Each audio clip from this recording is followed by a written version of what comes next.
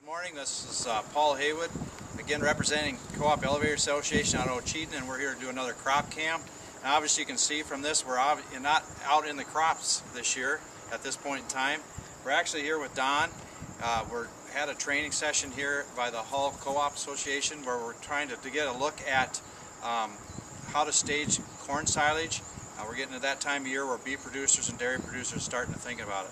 So we had Don come in and make some presentation to the sellers today.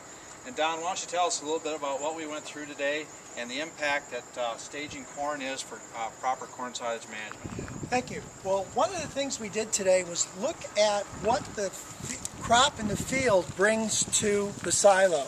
And we can see here a diseased plant. Maybe the disease is not injurious to cattle, but the diseased plant allows microorganisms to penetrate and the crop and then come into the silo and cause the change from very good silage to silage that is unacceptable for anything other than a landfill. Okay, so Don, now that we've kind of discovered where the crop is at, I think we've got some samples here of the clear silos. And I want to talk about losses that we have with untreated silage if we don't put a inoculant or some type of a treatment on there.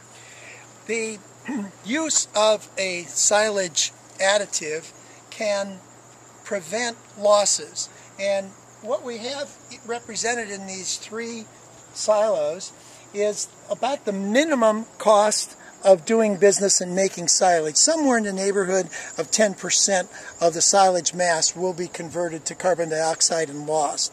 These other two represent about a 20% or a 30% loss of the silage material, and this loss is not runoff. This loss is an invisible loss representing the carbon that was the plant material evolving as carbon dioxide.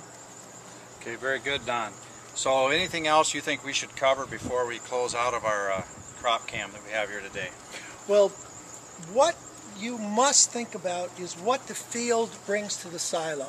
It's going to bring living plant cells, and one of the jobs you have when you're making silage is convince these living plant cells that they are in fact dead and need to stop respiring and go into a vegetative state.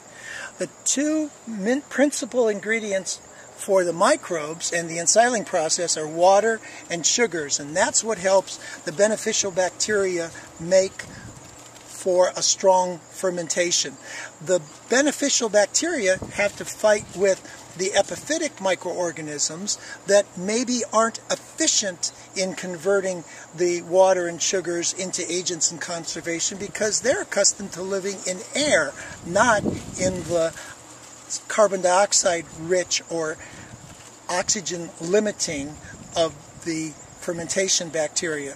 Soil and other contaminants can be brought in, like the disease plant that I talked about, and all of that can combine to either be beneficial for the nutritional value of the animals that are being fed or injurious to the nutritional value.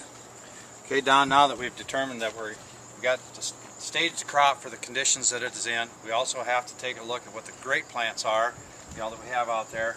And we have this loss here. There are products that we treat with, obviously, and we'll have another crop cam following this one to kind of follow through that. But is it important to treat the corn silage after we've taken it out of the field?